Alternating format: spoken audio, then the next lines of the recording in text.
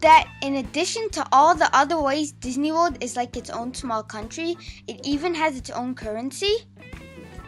The story goes that at the time, Harry Bryce, who was a silhouette cutter on Main Street in Disneyland, was visiting a Disneyana convention. If you've never been to one, a Disneyana convention is essentially a convention for Disney fans who collect Disney memorable.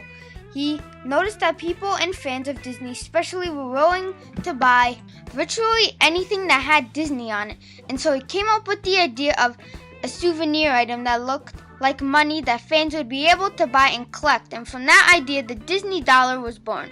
Disney dollars were introduced in Disneyland in May of 1987, and then later in Disney World in October of 1987, and then they can still be purchased and used to this day.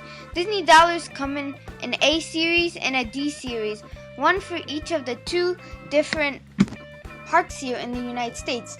The A series is supposed to stand for Anaheim, and for Disneyland, while the D series is for Walt Disney World. For its intentional run, Disney dollars were made up of over $2 million of $1 Mickey Mouse bills and $5 Goofy bills. Not just to be clear, just because they were designed as a souvenir item, intentionally they certainly were not treated like one. This was for all intents and purposes actual currency that could be used within the Disney parks, and that includes the way that they were created. The bills were printed by embossing printers incorporated of Battle Creek, Michigan, and according to the VP at the time, Mike Fat, Disney dollars were the first currency in the United States used for color printing.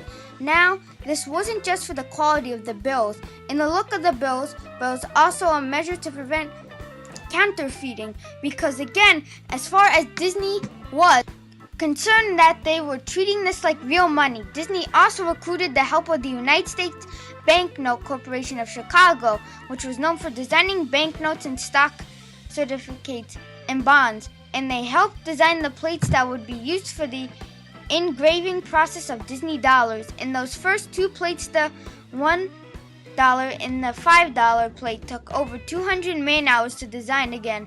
This wasn't just used to raise the quality of the bill for its souvenir purposes. It was actually used as a legitimate anti-counterfeiting measure, and as an extension of that, the bills also featured some anti-counterfeiting measurements such as microprinting, reflective ink, and unique serial numbers for each bill. And like traditional currency, Disney dollars has gone through a number of changes over the years. In fact, with the exceptions of 1990 to 2004, 2012, and 2015, there was a new set of Disney dollars printed every year since 1987. Now, it's likely this wasn't really done to prevent counterfeiting. Really, what it probably means is that Disney is counting on Disney dollars to be collectible items so that they can turn it into a profitable venture.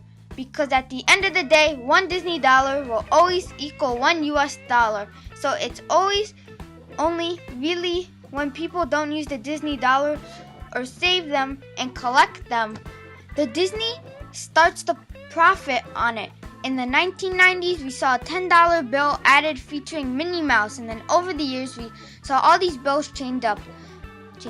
Some of these changes included a $1 Aurora, a $1 Cinderella, Ariel, a $10 Tinkerbell, a $5 Snow White. In 1997, they introduced a $10 bill featuring Simba from The Lion King. And like most of the people with Disney dollars, I'm probably not going to spend it. I'm going to collect it, and that's why it becomes such a successful program for Disney. As of today, the 3 ways you get Disney dollars is by buying them in the parks, buying them over the phone, or ordering them through the mail. You could use them on Disney property in exchange for merchandise or food.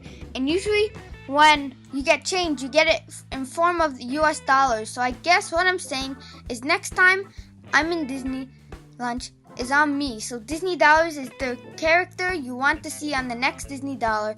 Do you think they're fun? Do you think they're useless? Let me know in the comments below. And furthermore, let me know what other topics you'd like to see me cover in the future. And I'll see you guys all next time. Goodbye, everybody.